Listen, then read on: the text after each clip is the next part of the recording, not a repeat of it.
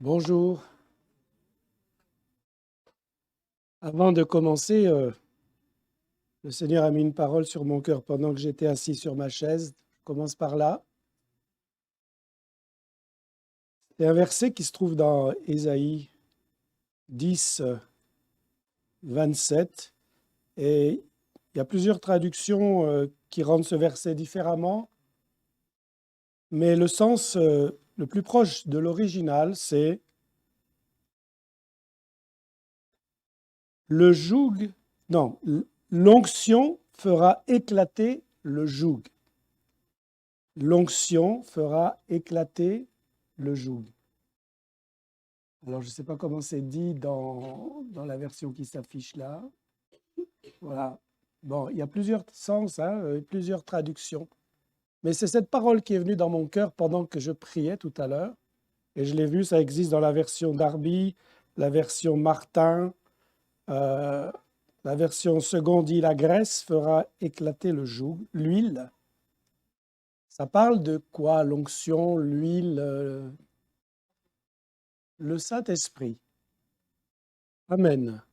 Vous savez que onction, dans l'original grec, c'est Christ, Christos.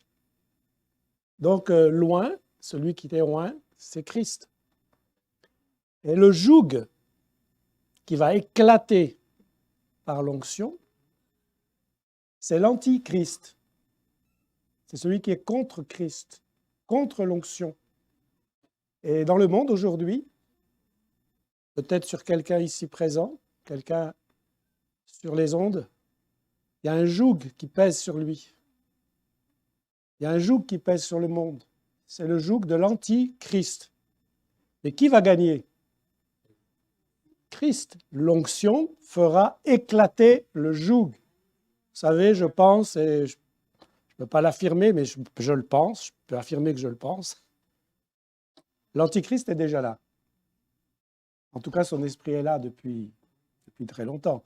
Mais la personne même de celui qui est l'incarnation de Satan contre Christ, contre Dieu, depuis le commencement, il est là.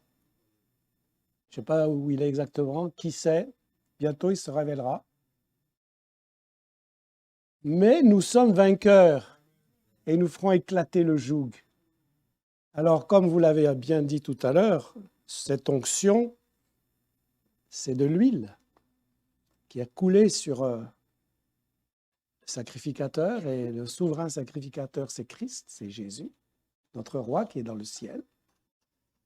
Et cette onction qu'il nous a envoyée, c'est le Saint-Esprit. C'est pour nous. Amen. Alors, juste parce que je ne viens pas souvent ici, enfin, il y a une époque où je venais plus souvent. Je suis Fabien Barthelot, j'habite à Saint-Dié-des-Vosges, pas très loin. Et l'église de Saint-Dié, l'église d'Épinal sont associées et on tourne les différents frères. Je ne suis pas pasteur, je n'ai pas une charge d'église. Je suis prédicateur ancien dans l'église. Et donc, je suis déjà venu dans cette église il y a 1 an à peu près. Est-ce que quelqu'un était déjà là quand je suis venu? Voilà, il y en a quand même. Voilà. Parce qu'il y a beaucoup de visages nouveaux que j'apprécie de vous voir aujourd'hui. Donc, je vous dis aussi comment on apporte la parole de Dieu. Comment faire quand on me dit, voilà, tu vas prêcher à Épinal? Comment trouver ce que je vais dire? Je vous le dis parce que c'est un témoignage. C'est important de témoigner. Donc, je saisis l'occasion. J'ai toute une foule là qui m'écoute. C'est merveilleux. Rendre témoignage, des fois, c'est pas facile, mais quand tout le monde est là, écoute, ouvre leur cœur, ben, j'en profite.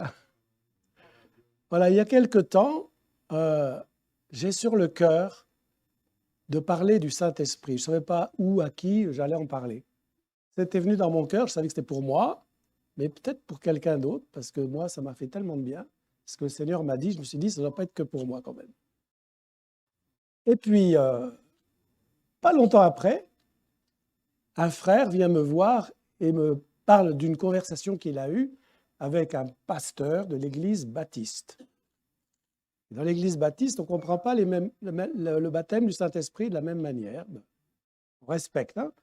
Il y a beaucoup d'églises chrétiennes avec des frères et sœurs nés de nouveau, mais qui ne comprennent pas exactement les mêmes choses, parce que la Bible, elle n'est pas toujours évidente, mais que chacun respecte ce qu'il a compris. Et nous, nous respectons ce que nous avons compris. Donc ce frère me dit que voilà, ce pasteur lui a un peu critiqué en disant que nous sommes des hérétiques. Bon, je respecte sa parole, il le croit.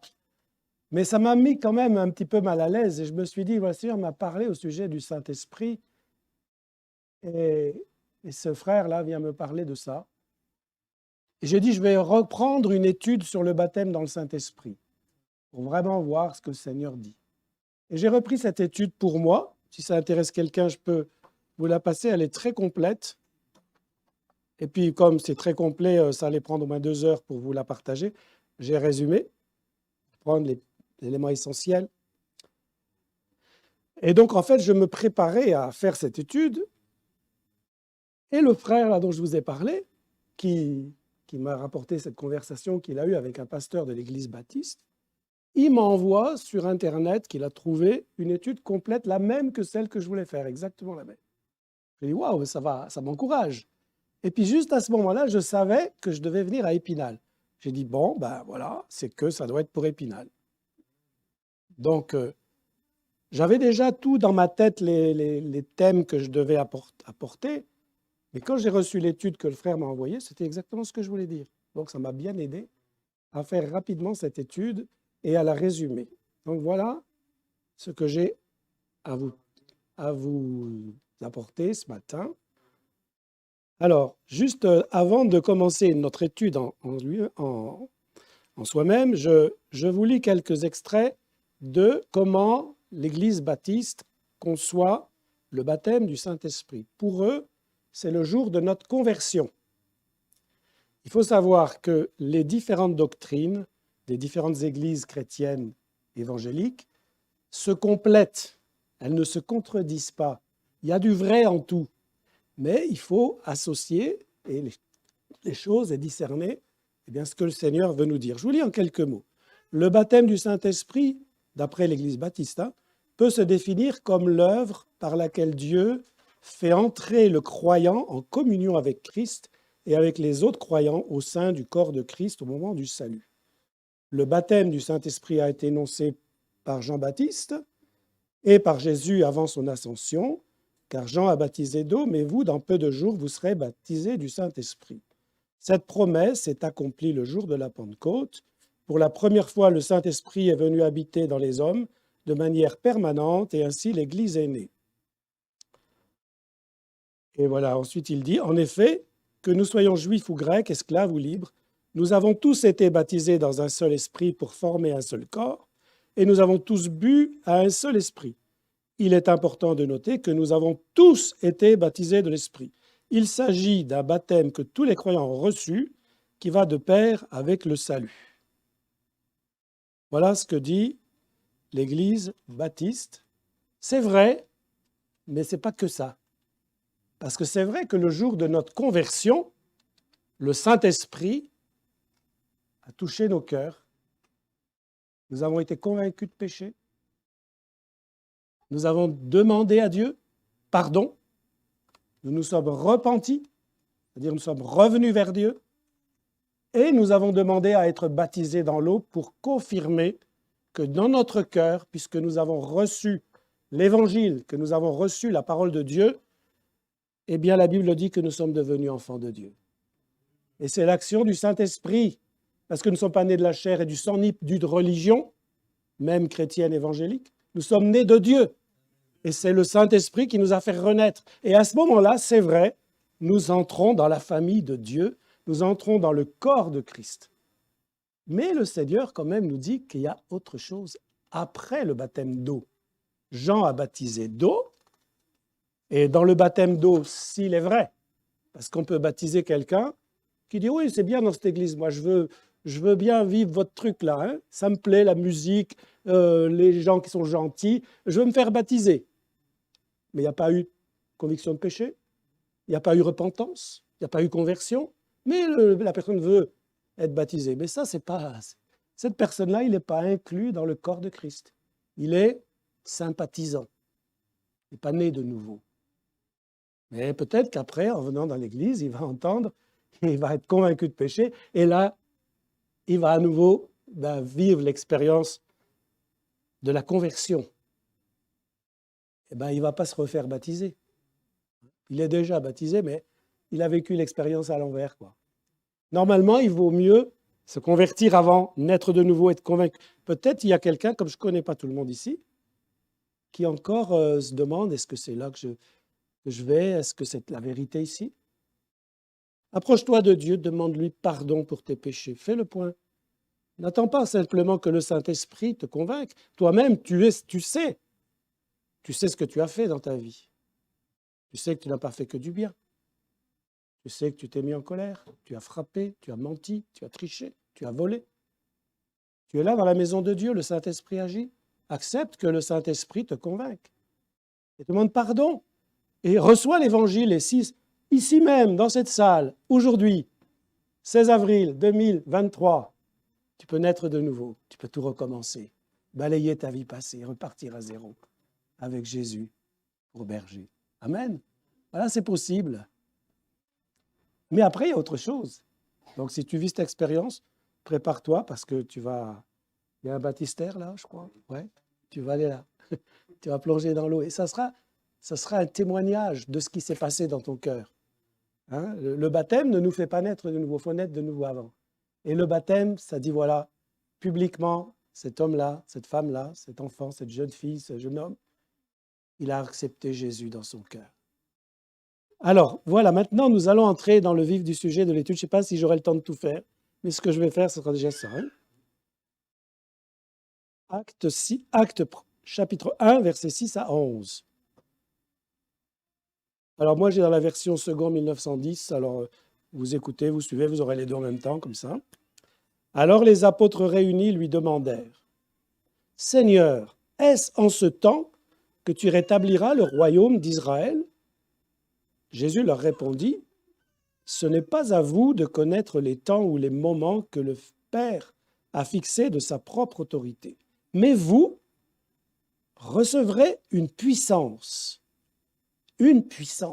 le Saint-Esprit survenant sur vous, et vous serez mes témoins à Jérusalem, dans toute la Judée, dans la Samarie et jusqu'aux extrémités de la terre, jusqu'à Golbée, Rucalam, jusqu'aux extrémités de la terre. » Après avoir dit cela, il fut élevé pendant qu'ils le regardaient, et une nuée le déroba à leurs yeux. Et comme ils avaient les regards fixés vers le ciel, pendant qu'ils s'en allaient, voici deux hommes vêtus de blanc leur apparurent et dirent, « Hommes galiléens, pourquoi vous arrêtez-vous à regarder au ciel? Ce Jésus qui a été enlevé au ciel du milieu de vous viendra de la même manière que vous l'avez vu allant au ciel. » Jésus revient. Il l'a promis. Ça fait presque 2000 ans. Hein, bientôt, ça fera 2000 ans. Ça fera 2000 ans en 2033. Hein, Jésus a à peu près 33 ans. Et voilà, c'était Pâques. Donc à Pâques, Jésus a été crucifié. Mais voilà, dans la fête juive, Pâques, ça se passe en plusieurs jours. Donc il y a un jour où ils immolent l'agneau. Et là, Jésus était crucifié. Et puis après, la fête continue, elle dure 7 jours. Mais le troisième jour de la fête de Pâques, que s'est-il passé? Jésus était enfermé dans un tombeau. Il était mort. Que s'est-il passé? Il est revenu à la vie. Amen. Il est vivant. Et là, on a vu que vivant, pendant 40 jours, il a enseigné ses disciples. Là, c'était pendant cette période-là. Il les a enseignés. Les disciples disent, « Waouh, tu es vivant, bientôt tu vas établir ton règne. Ouais, les Romains vont être chassés, on va enfin vivre. » Attendez. Ça viendra, mais ce n'est pas tout de suite. Ce n'est pas moi qui décide, c'est mon Père là-haut. Et quand ce sera le moment, il reviendra. Donc, il a dit bientôt. Ça fait déjà du temps, mais pour nous, ça ne fait pas si longtemps que ça, puisque pour moi, je n'ai pas vécu 2000 ans. Hein.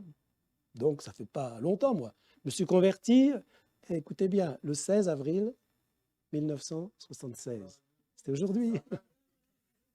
Je suis passé de la mort à la vie. Donc, ça fait 47 ans que j'attends quand même. C'est un peu long, mais bon. Il y en a qui sont nés de nouveau il y a 5 ans, 1 an, peut-être quelques mois. Bon, attendez, ça va venir. Ça va venir, il reviendra.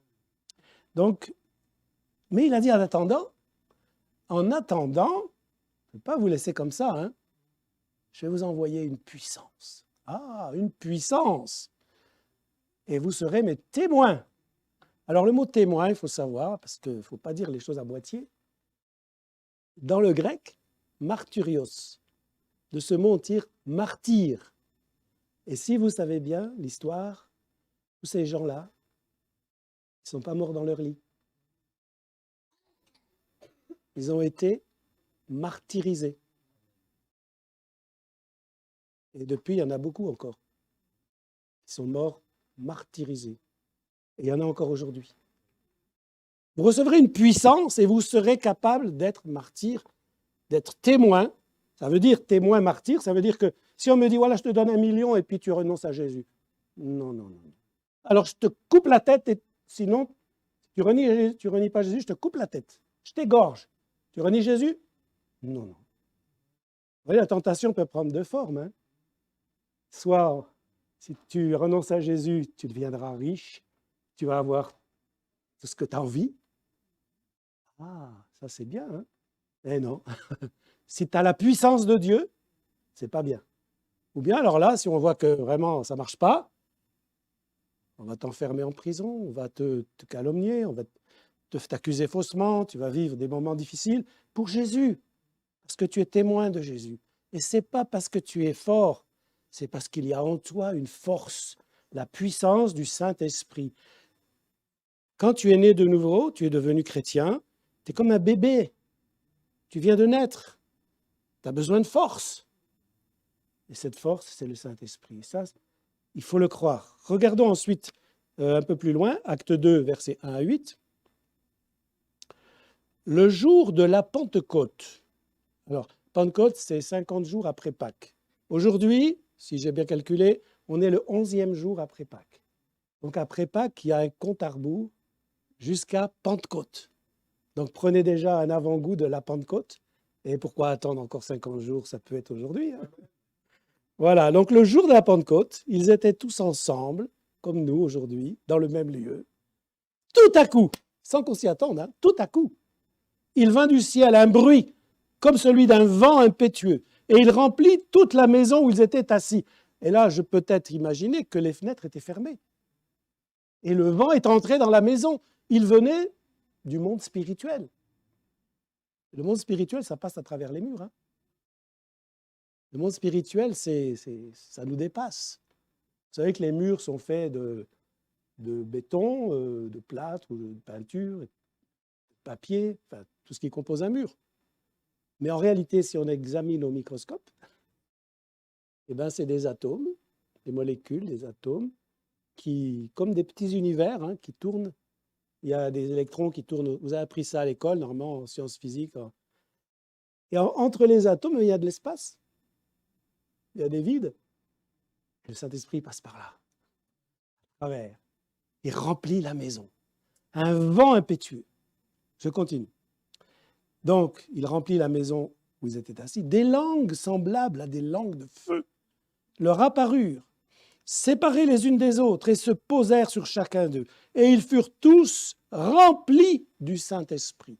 C'est la même chose que quand je dis qu'il passe à travers les murs. Il va passer à travers votre peau, votre être physique, et il va rentrer à l'intérieur de vous, et il va vous remplir, rempli du Saint-Esprit. Je continue. Et ils se mirent à parler en d'autres langues, selon que l'Esprit leur donnait de s'exprimer. C'était des Galiléens. Ils parlaient mal en plus la langue juive. Ce n'étaient pas des Judéens. La Judée et la Galilée, c'était deux régions différentes. Ils avaient chacun leur façon de parler. Et on reconnaissait les Galiléens parce qu'ils ne parlaient pas comme les autres. Donc, et là, d'un coup, ils se sont mis à parler plein de langues différentes. Je ne sais pas combien il y en avait, mais que des langues différentes qu'ils n'avaient pas appris à l'école. À l'école, ils apprenaient l'hébreu, ce n'était pas évident. Eux, ils parlaient l'araméen ou le galiléen. Donc, ils se mirent à parler en d'autres langues selon que l'Esprit leur donnait, c'est un don, de s'exprimer. Donc, quand je reçois un don et je vais m'exprimer, ce n'est pas quelque chose qui me pousse. Attendez, ce n'est pas quelque chose qui m'oblige. Oui, ça me pousse, mais ça ne m'oblige pas. Et je vais m'exprimer. C'est la forme pronominale, c'est-à-dire je décide de m'exprimer. C'est important de le dire. Hein. Or, il y avait en ces jours à Jérusalem des Juifs, hommes pieux de toutes les nations. Donc, il y avait des Juifs dans toutes les nations. Peut-être qu'il y en avait en Gaule, parce qu'à cette époque-là, la France s'appelait la Gaule. Et qui étaient venus, pourquoi? Parce qu'il y avait une fête à Jérusalem, et puis ils étaient venus, comme c'était des Juifs, de toutes les nations qui sont sous le ciel. Au bruit qui eut lieu, donc ça a fait du bruit, la multitude accourut, et ils furent confondus parce que chacun les entendait dans sa propre langue. Ils étaient tous dans l'étonnement et la surprise, et ils se disaient les uns aux autres, « Voici ces gens qui parlent. Ne sont-ils pas tous Galiléens? Et comment les entendons-nous dans notre propre langue, à chacun dans notre langue maternelle? » Donc ici, nous avons des Juifs qui sont venus de toutes les nations. Ce sont des Juifs. Ici, est-ce qu'il y a quelqu'un qui est juif? C'est rare, hein? Il y en a peut-être. Peut-être il y en a qui ne le savent même pas. Qui sont descendants d'Abraham, de Jacob, de David. On ne sait pas, hein? On n'a pas notre arbre généalogique qui monte si loin. On connaît papa, maman, papi, mamie. Peut-être on connaît le papa de mon papi et mamie, mais après, ça ne va pas très loin. Hein? On ne sait pas. Mais là, c'était tous des Juifs et ils le savaient.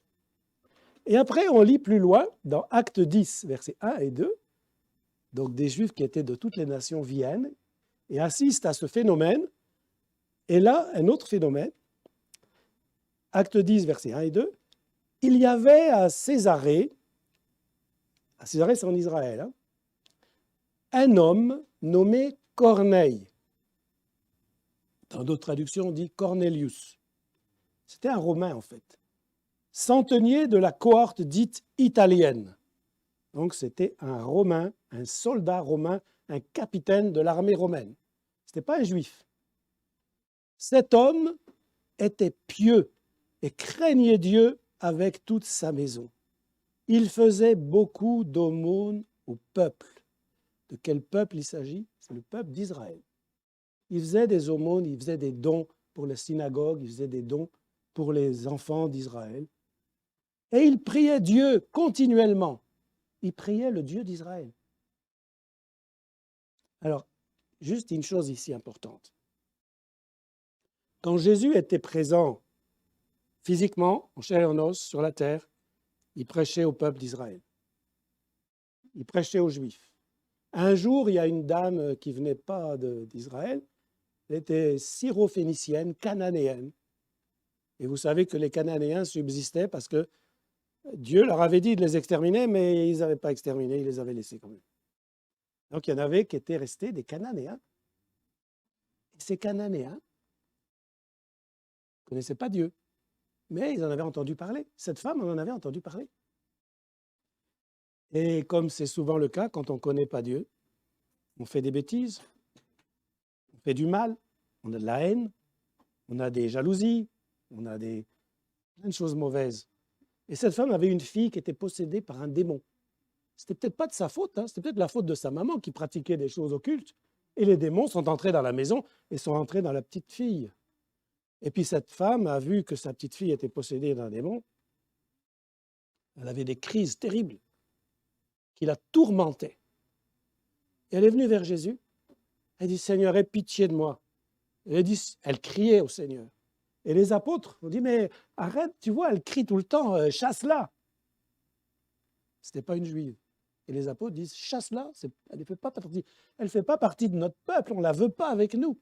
Ça, c'était la position des apôtres. Parmi eux, il y avait Pierre, qui disait à Jésus, débarrasse-nous de cette femme qui nous crie derrière, là. Et Jésus, il regarde la femme, il dit, faut d'abord laisser les enfants se rassasier. Les enfants, c'était son peuple. D'abord. D'abord mes enfants.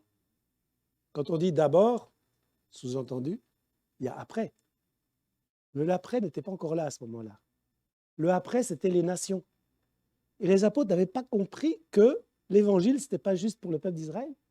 C'était pour le monde entier. C'était pour moi, c'était pour toi, c'était pour tous les hommes de toute la terre. Mais les apôtres, ils n'avaient rien compris.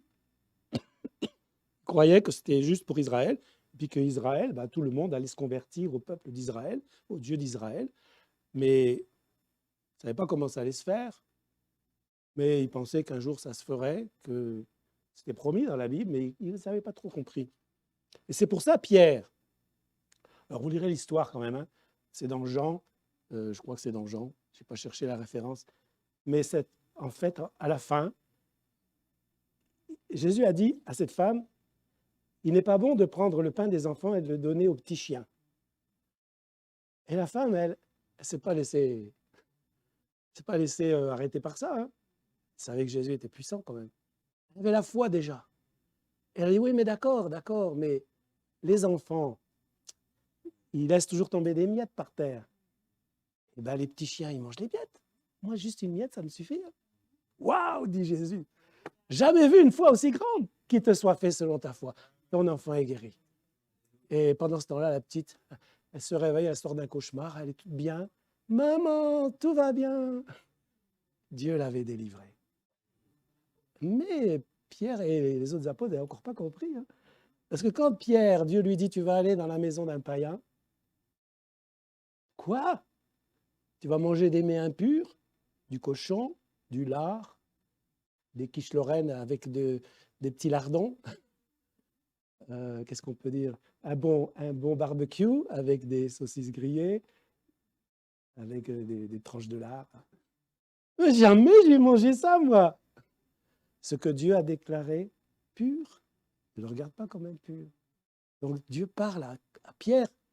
Et après, juste, il y a des gens, là, des païens qui arrivent.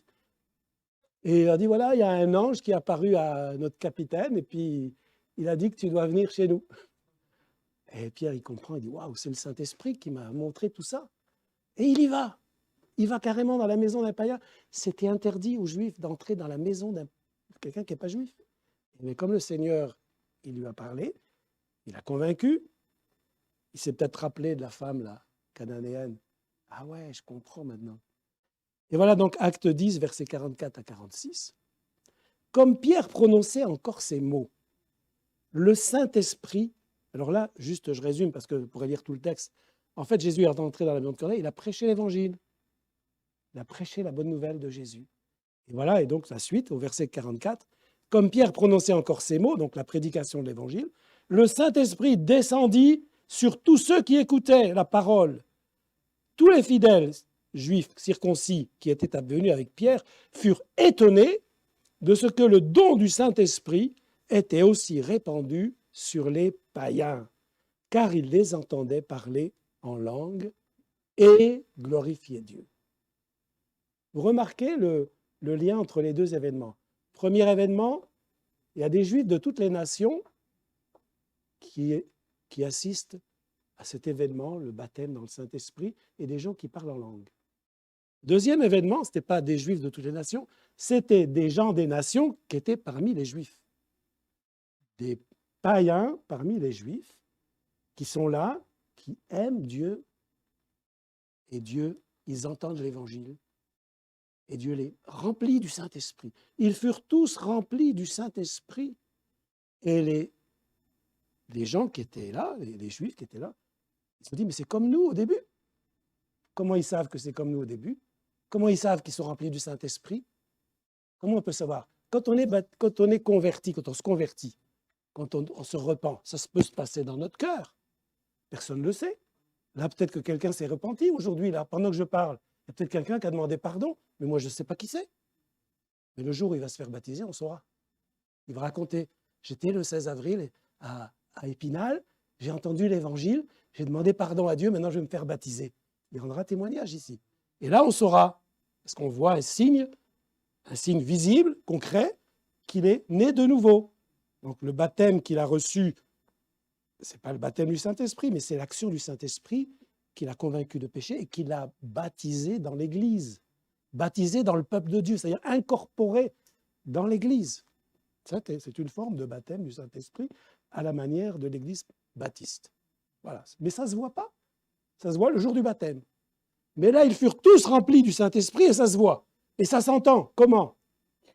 Ils parlaient en d'autres langues et glorifiaient Dieu. Donc, il y avait parler en langue, on ne sait pas ce qu'ils disent. Mais glorifier Dieu, on sait ce qu'ils disent. Donc, il y a eu les deux. Il n'y a pas l'un ou l'autre. Et ça veut dire il y a les deux. Il n'y a pas, il dit, voilà, certains, ils parlent en langue, d'autres, ils glorifient Dieu. Ça serait ou. Là, c'est et. Donc, ils parlaient en langue. Et donc, ils se sont dit, voilà, ils ont été baptisés du Saint-Esprit, donc on peut aussi les baptiser d'eau. Hein. On ne peut pas empêcher de les baptiser d'eau.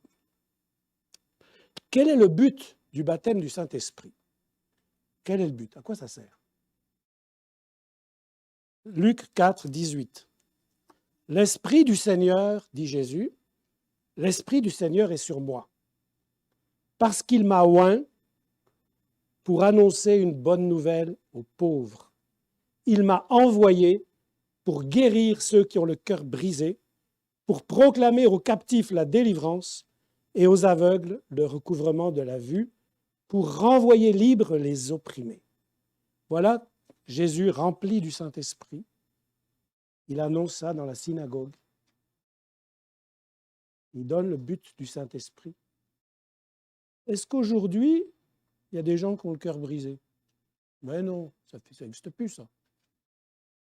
Est-ce qu'aujourd'hui, il y a des gens qui sont captifs de la drogue, de l'alcool, des passions sexuelles débridées, débauchées? Est-ce qu'il y en a qui sont captifs de ça aujourd'hui? Non, c'est fini, ça. On est civilisés maintenant. Hein? Est-ce qu'il y a encore des aveugles? Mais non. Les progrès d'ophtalmologie, maintenant tout le monde voit clair. Il n'y a plus d'aveugles. Et spirituellement non plus, tout le monde voit clair. J'ironise, hein, vous avez bien compris. Vous avez bien compris, c'est tout le contraire. Ça existe encore aujourd'hui. Hein? Les opprimés, est-ce qu'il y en a encore aujourd'hui? Oui. Peut-être qu'il y a quelqu'un ici qui est dans l'un de ces états-là. Et le Saint-Esprit est fait pour ça, pour nous amener à proclamer la bonne nouvelle, à annoncer aux captifs la délivrance, à guérir ceux qui ont le cœur brisé. Est-ce que nous en avons besoin? Moi, je pense qu'on en a besoin, parce qu'il y a un joug sur nous. Qu'est-ce qui va faire éclater ce joug? Le Saint-Esprit. Alors on en a besoin. Les gens qui ne sont pas ici aujourd'hui, qui sont devant leur télé ou je ne sais pas où, il y a un joug sur eux. C'est à nous d'aller faire éclater ce joug. On en a besoin. Si on pense qu'on n'en a pas besoin, ça veut dire qu'on est adepte de la religion chrétienne évangélique. On a une religion, on vient. Mais la religion ne fait pas éclater le joug. C'est le Saint-Esprit. C'est vrai qu'on vient par habitude. C'est une bonne habitude de venir. Mais il y a plus. Il y a plus. Et on en a besoin. Je vois ici, dans cette salle, il n'y a pas qu'ici, hein, cassez-vous, il y a beaucoup de chaises vides. Et puis il y a de la place. Il y a des endroits pour mettre encore des chaises. Et puis même, on peut agrandir. Hein. Il y a de la place là derrière. Il faudrait que les gens, que Dieu ajoute à l'Église ceux qu'il a sauvés. Mais ceux qu'il a sauvés, où est-ce qu'il va les chercher, Dieu? Ben, c'est nous qui allons les chercher. Mais on ne peut pas y aller comme ça. Jésus a dit à ses disciples un jour, restez à Jérusalem, jusqu'à ce que vous receviez ce que mon Père a promis. Dans Actes chapitre 1, verset 8, « Mais vous recevrez une puissance. » C'est bien une puissance, hein, ce n'est pas juste quelques gouttes d'onction, c'est une puissance. Le Saint-Esprit survenant sur vous, et vous serez mes témoins à Jérusalem, dans toute la Judée, dans la Samarie, et jusqu'aux extrémités de la terre. Mais ça s'est passé réellement. Mais ça n'a pas fini. Parce que si aujourd'hui à Épinal, rue Calam, à Golbet, il y a l'évangile, il y a une église évangélique, c'est parce que les apôtres, ils ont fait leur boulot. Et avec ceux qui ont suivi, ça a continué. Je pense qu'ici, un jour, il n'y avait rien là. C'était un terrain vague. Puis il y a des gens, des frères, des sœurs. Je ne sais pas si quelqu'un est encore en mémoire qui, moi non, mais il y a quelqu'un qui a travaillé ici pour construire ce bâtiment. C'était quoi qui l'a motivé?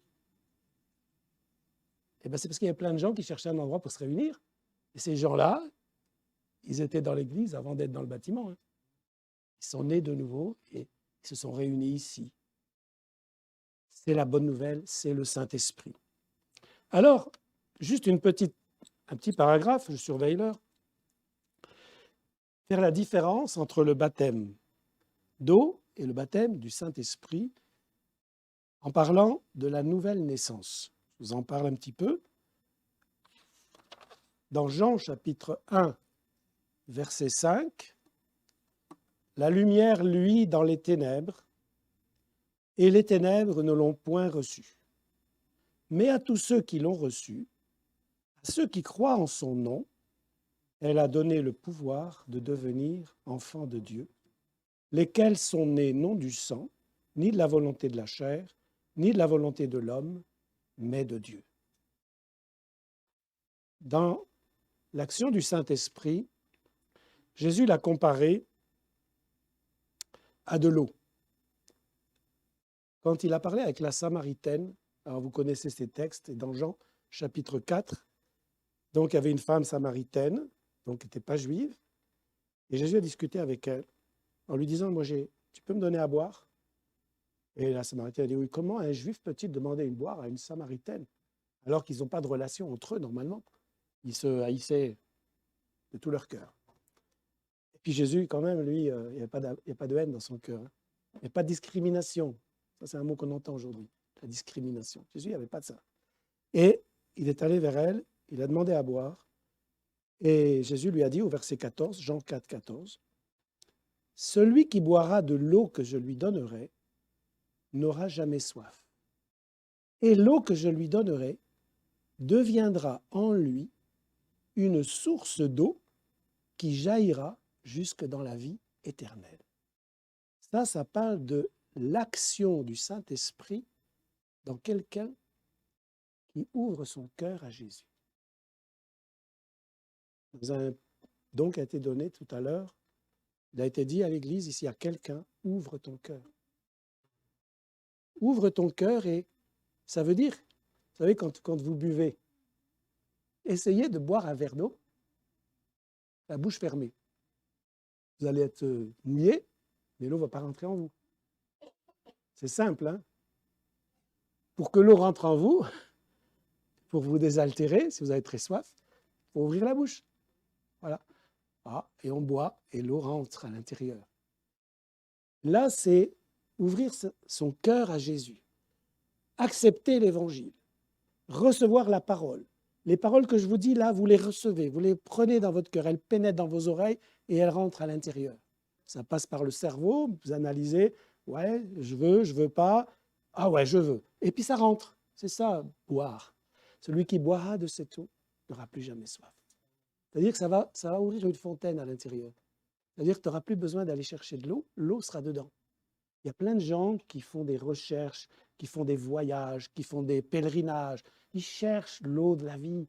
Ils vont à Lourdes, ils vont à Tombouctou, ils vont à Katmandou, à Rome, comment ça s'appelle? En Arabie Saoudite, là-bas. Bon, bref, je ne sais plus le nom.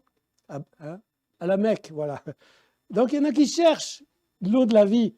Et puis, peut-être ils passent un petit moment où c'est bien, ils vont se plonger dans je ne sais plus, la rivière là-bas en Inde, le Gange, et puis ils sortent tout sale, tout mouillé.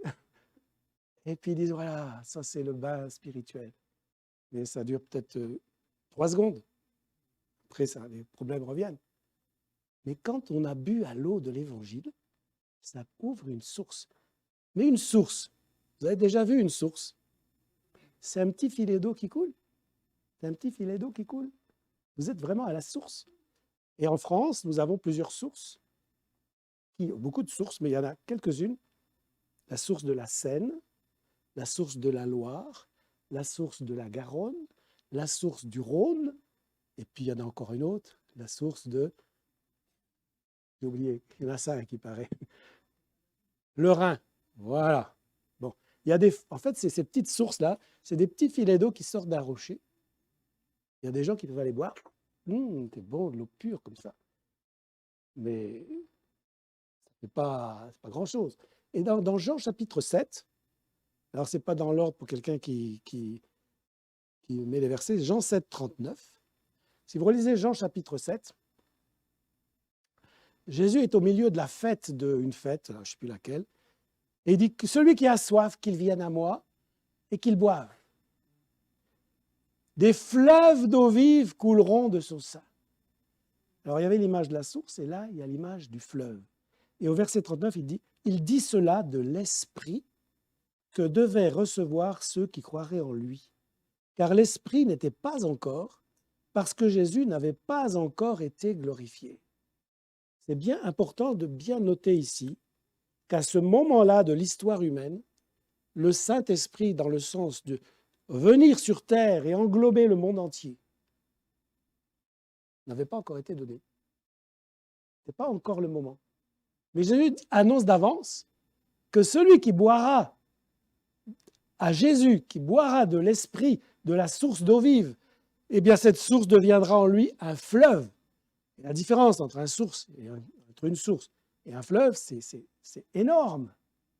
Un fleuve est puissant. Avec des fleuves, on alimente en eau des villes entières, des pays entiers. Et donc ça, c'est l'action du Saint-Esprit qui ne va pas se limiter à une relation personnelle avec Dieu. Toute personnelle.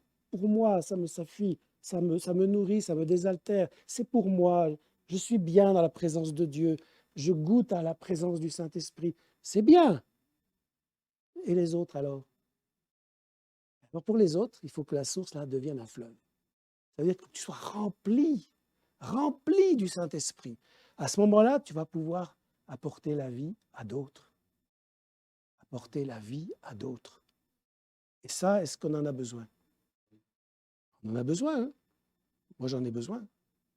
Ce que je vous apporte là, je l'ai d'abord dit à moi. Et j'ai dit, OK Seigneur, moi je veux. Il m'a dit, ben dis-le. Si tu le veux, dis-le.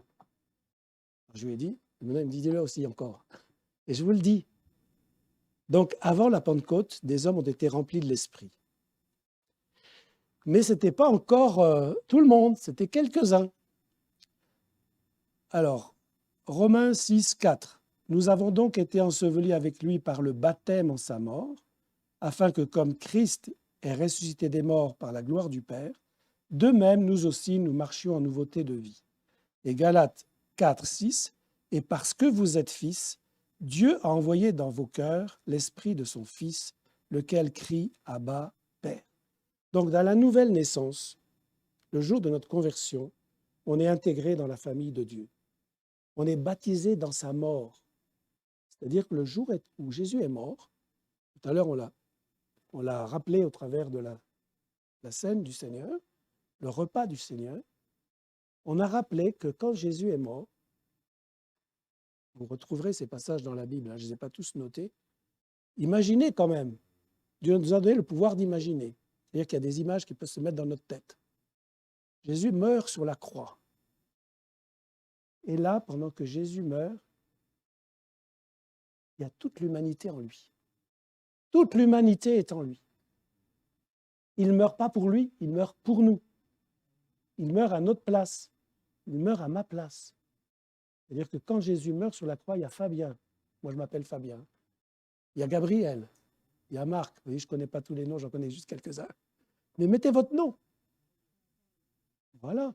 Sur la croix, il y a Carole. Sur la croix, il y a chacune d'entre vous. On est baptisé dans sa mort. On est inclus dans sa mort. On est entré dans le mort de Jésus. Ça, c'est la conversion. Le jour où tu as demandé pardon. Tes péchés ont été portés par Jésus. Il les a portés dans son corps sur la croix. Dans Actes 2, 38-39, quand Pierre a prêché l'évangile après la Pentecôte, il a dit « Repentez-vous et que chacun de vous soit baptisé au nom de Jésus-Christ pour le pardon de vos péchés et vous recevrez le don du Saint-Esprit. » Ici, il y a tout le cheminement, je vous l'ai déjà dit, mais je vous le répète avec ce verset. Quand Pierre, après le baptême du Saint-Esprit, il est sorti. Il y avait plein de gens qui étaient là, la foule. Et la foule était étonnée. Ils entendaient parler en langue. Et Pierre a commencé à prêcher. Prêcher Jésus. Il a raconté tout ce que Jésus a fait, la mort sur la croix, la résurrection. Et les gens qui étaient là, qui étaient des Juifs, qui connaissaient la parole de Dieu, connaissaient les prophéties, tout ce que Pierre a dit, ils disaient oui, c'est vrai. Qu'est-ce qu'on doit faire? C'est vrai, tout ce que tu dis, c'est vrai. Ils sont convaincus que c'est vrai. Ils sont convaincus de péché. C'est l'action du Saint-Esprit qui les a convaincus de péché. Mais ça ne suffit pas. Qu'est-ce qu'on doit faire? Repentez-vous. Que chacun de vous soit baptisé et vous recevrez le don du Saint-Esprit. Il y a plusieurs étapes quand même. Ce n'est pas tout en même temps. Repentez-vous.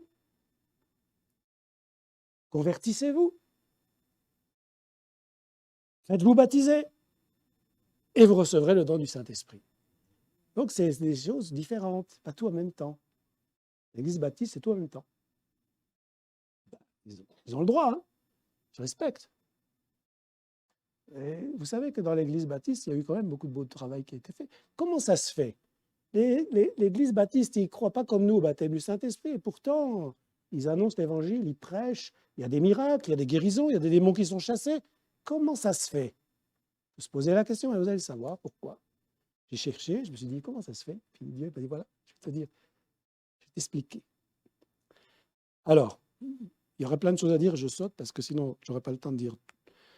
Alors, avant la Pentecôte, vous avez remarqué tout à l'heure, Jésus parle du Saint-Esprit, mais l'Esprit n'était pas encore donné. Ça veut dire que depuis la création d'Adam, depuis la création du monde, jusqu'au jour où Jésus est allé au ciel et qu'il a envoyé le Saint-Esprit, le Saint-Esprit n'avait pas encore été donné. Mais il s'était passé quand même des miracles dans l'Ancien Testament. Il y avait déjà des guérisons, il y avait déjà des miracles extraordinaires. La mer Rouge qui s'ouvre, le peuple qui rentre à pied sec, Gédéon qui casse tout et puis qui libère le peuple. Enfin, il y avait plein de miracles. Exode 31, verset 3, c'est quelques extraits. Hein. Il y en a plein, je dis, l'étude elle est très, très longue et complète. J'ai pris quelques extraits. Dans Exode, chapitre 31, verset 3, Dieu parle de quelqu'un qui était avec Moïse dans le désert.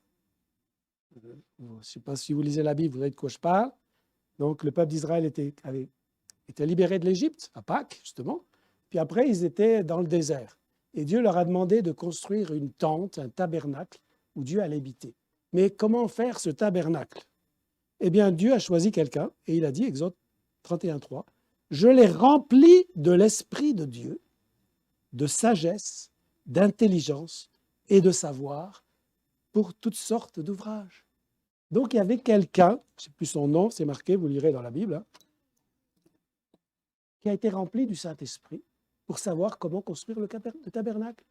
C'était avant la Pentecôte. Mais lui, en tant qu'individu, un seul, a été rempli du Saint-Esprit. Après, il y a d'autres passages. Hein. Juge, chapitre 14, verset 6. L'Esprit de l'Éternel saisit Samson, et sans avoir rien à la main, Samson déchira le lion comme on déchire un chevreau. Il ne dit point à son père et à sa mère ce qu'il avait fait. Donc, rempli du Saint-Esprit, à chaque fois, il y a une démonstration. Quelqu'un qui ne savait pas trop comment faire pour construire un tabernacle, et bien d'un coup, il sait. C'est un changement. Un autre, qui est un être humain normal, les mains nues, attraper un lion et le déchirer en morceaux, c'est surnaturel. C'est le don du Saint-Esprit. C'est surnaturel. Ce n'est pas juste qu'on vit la vie chrétienne. C'est la vie chrétienne avec puissance, avec des dons spirituels. 1 Samuel 16, 13. Ça va vous rappeler toute l'histoire de David. Samuel prit la corne d'huile et oignit David au milieu de ses frères. L'Esprit de l'Éternel saisit David et à partir de ce jour et dans la suite. Si vous lisez l'histoire après, David, qu'est-ce qu'il a fait? Avec Goliath, un géant, il a pris une pierre avec sa fronde, il a lancé, bam, et la pierre a battu Goliath. C'est quoi qui a donné cette puissance à David? C'est l'onction du Saint-Esprit. Il disait même à Saül, quand Saül lui disait « Mais non, on n'y va pas, tu es un gamin, toi tu vas pouvoir te battre avec lui. » Et David dit « Mais tu sais, moi, il y avait un ours qui venait, je le dégommais en 2 minutes là. Il y avait un lion qui venait pour attaquer mes brebis et moi je le déchire en morceaux. Avec quoi? Avec quelle force? La force du Saint-Esprit. Nous avons besoin de cette force. Et quand on reçoit cette force, on accomplit des choses surnaturelles. Et la plus petite des choses surnaturelles qu'on peut faire, vraiment la plus petite, pour ça on n'a pas à s'orgueillir, c'est de parler en langue. Parler en langue, c'est surnaturel. Mais je précise quand même que n'importe qui peut parler en langue, tant que ce soit le Saint-Esprit. Quand j'étais gamin, j'entendais chanter en russe et je me mettais à chanter en russe. Mais j'imitais la voix des Russes. J'entendais chanter en arabe. J'imitais la voix des Arabes. C'était de l'imitation, ça ne voulait rien dire. J'entendais chanter en anglais, en italien. Et je faisais de l'imitation. On pourrait croire de loin que je parlais vraiment. Mais quand on écoute, ça ne veut rien dire. Ce n'était pas vrai. Donc, il faut faire attention à ça. Il ne s'agit pas de parler en langue pour être baptisé du Saint-Esprit. Mais quand on est baptisé du Saint-Esprit, on parle en langue. Et c'est des vraies langues. Ce n'est pas ce qu'on dit. On va voir plus tard ce que ça veut dire. Donc, avant la Pentecôte, regardez même plus proche de Gédéon, de Moïse et tout ça, dans Luc chapitre 1, versets 13 à 15, l'ange lui dit « Ne crains point Zacharie, car ta prière a été exaucée. Ta femme Élisabeth t'enfantera un fils, et tu lui donneras le nom de Jean. Il sera pour toi un sujet de joie et d'allégresse, et plusieurs se réjouiront de sa naissance. Car il sera grand devant le Seigneur, il ne boira ni vin ni liqueur enivrante. » Entre parenthèses, c'est comme Samson, hein. Il ne boira ni vin ni liqueur enivrante. Et il sera rempli de l'Esprit Saint dès le sein de sa mère. Donc, le Saint-Esprit remplit quelqu'un avant la Pentecôte. Luc 1, 41. Dès qu'Élisabeth entendit la salutation de Marie, son enfant tressaillit dans son sein et elle fut remplie du Saint-Esprit. Et elle a prophétisé après. Et dans Jean 7, 39, je vous ai dit cela, il dit cela de l'Esprit que devaient recevoir ceux qui croiraient en lui, car l'Esprit n'était pas encore. Donc, notons bien que les églises méthodistes, baptistes, tous les groupes évangéliques, darbistes, etc., et bien parmi eux, il y a des gens que Dieu remplit du Saint-Esprit. Et ils font des miracles. Ce n'est pas eux qui les font en fait. C'est le Saint-Esprit. Même Jésus, il disait, ce n'est pas moi qui fais des miracles, c'est mon Père. C'est mon Père. Moi, je fais ce que mon Père me donne de faire. Donc, en fait, c'est Dieu. C'est Dieu qui nous remplit du Saint-Esprit et qui veut sauver les perdus, qui veut sauver quelqu'un, mon petit frère, ma petite sœur, mon papa, ma maman, mon cousin, mon collègue, mon voisin. Ils ne connaissent pas Jésus, ils sont vraiment dans les problèmes. Qui va leur donner envie de découvrir l'Évangile? Qui va les aider à se tourner vers lui? C'est le Saint-Esprit. Et c'est nous qui avons besoin d'être remplis du Saint-Esprit. Et c'est vrai qu'on peut y aller même si on n'est pas rempli du Saint-Esprit, mais est-ce que ça va marcher? On sera déçu, on verra que ça ne marche pas. C'est très dur. Et si on essaye quand même, on dit, bon, je n'ai pas besoin du Saint-Esprit, je vais y aller quand même. Toute ta vie, tu vas trimer. Peut-être quelqu'un un jour va sentir l'onction qu'il y a sur toi, parce que tu es né de nouveau, tu es un enfant de Dieu. Il va dire, mais ça m'intéresse, je vois que sa vie n'est pas comme les autres, je vais essayer. Mais ça, c'est du goutte à goutte, c'est du pêche à la ligne.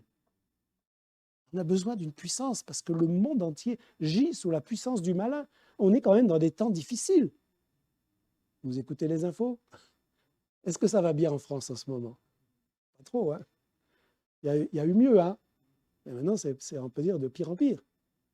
Est-ce que ça va rester comme ça jusqu'au bout? Est-ce qu'il n'y a pas besoin quand même que quelqu'un se lève? Qui va se lever? L'Église. L'Église, avec ou sans le Saint-Esprit? Avec. Donc, moi j'en ai besoin, vous en avez besoin. Donc, vous savez que quand, dans Acte 10, 44, 46, comme Pierre prononçait encore ces mots, le Saint-Esprit descendit sur tous ceux qui écoutaient la parole.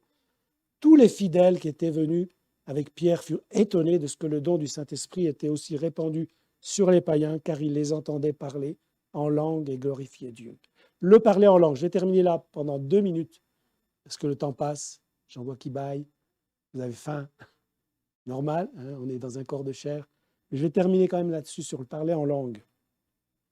Je vous en ai déjà dit 2 mots, et je vais appuyer avec la parole de Dieu. Acte 13, 1. Écoutez bien. Quand je parlerai les langues des hommes et des anges, si je n'ai pas la charité, c'est-à-dire l'amour, la charité, c'est l'amour qu'on a pour les autres. C'est parce qu'il y a la charité, l'amour, vous savez, hein, faites l'amour, pas la guerre. Ça veut dire ça, c'est de l'amour où on trouve du plaisir. J'aime bien mon frère comme j'aime bien le chocolat. Ça, c'est pas l'amour. La charité, c'est l'amour, je t'aime. Même si tu me fais du mal, je t'aime quand même. Et je vais t'aider. Ça, c'est la charité. Précise quand même. Donc, si je n'ai pas ça, je parle en langue, hein, mais je n'ai pas ça. Que suis-je? Un airain qui résonne ou une cymbale qui retentit. Ça fait du bruit, mais ça ne fait rien du tout de plus. Donc, le Seigneur, il dit bien que ce n'est pas le parler en langue qui confirme l'action du Saint-Esprit. C'est un signe, voilà, ça se manifeste un jour. Le jour où tu es baptisé du Saint-Esprit, tu parles en langue. Mais ça ne veut pas dire que tu vas tout le temps parler en langue comme ça, juste pour faire du bruit.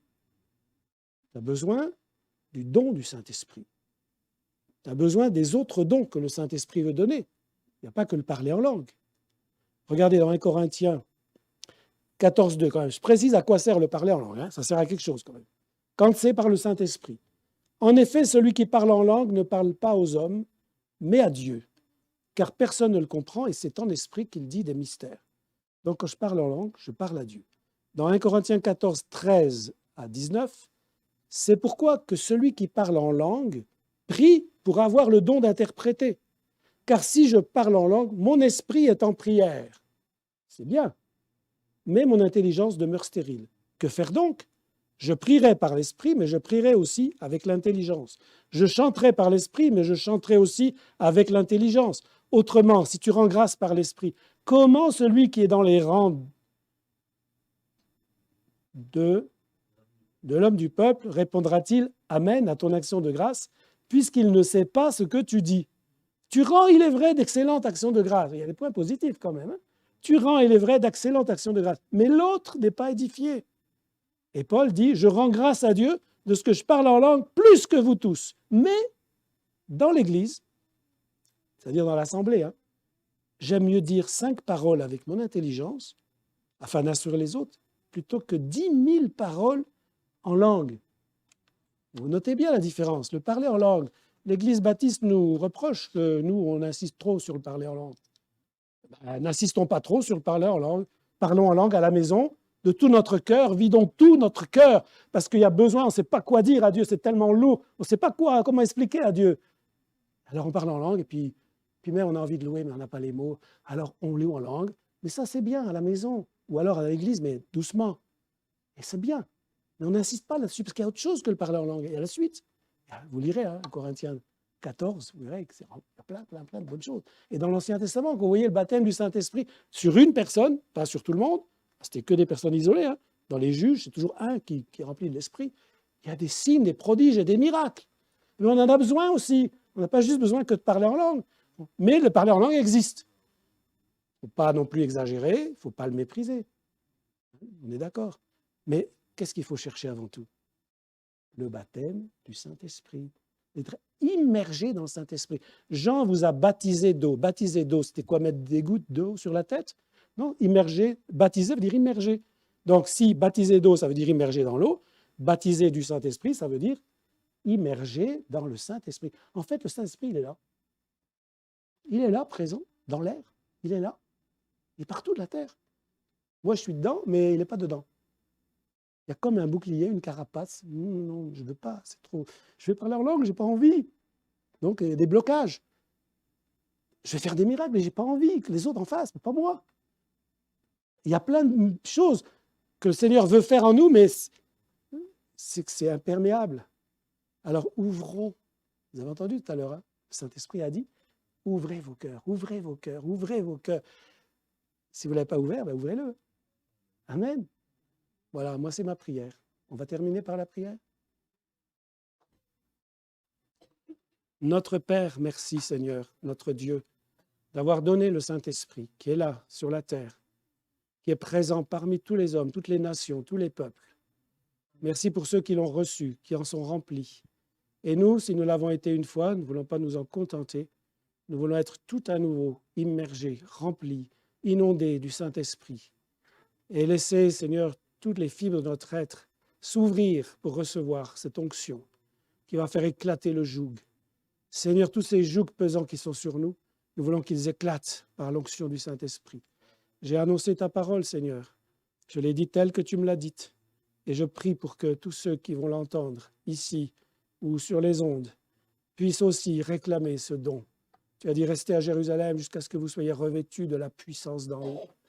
Seigneur, nous ne voulons pas partir comme ça à l'aventure, nous voulons vraiment aller en ton nom, rempli de ta puissance. Ouvre-nous le chemin, Seigneur, et remplis cette Église, qu'elle s'accroisse par l'assistance du Saint-Esprit. Que tu ajoutes à l'Église ceux que tu vas sauver, que tu aides mes frères et sœurs dans leur vie de tous les jours, demain, au travail, à l'école, c'est pas à l'école parce qu'ils sont en vacances, mais là, dans leur lieu de vacances, que tu les bénisses, tu les remplisses du Saint-Esprit, que tu nous remplisses tous et que ton œuvre avance. Au nom de Jésus. Amen.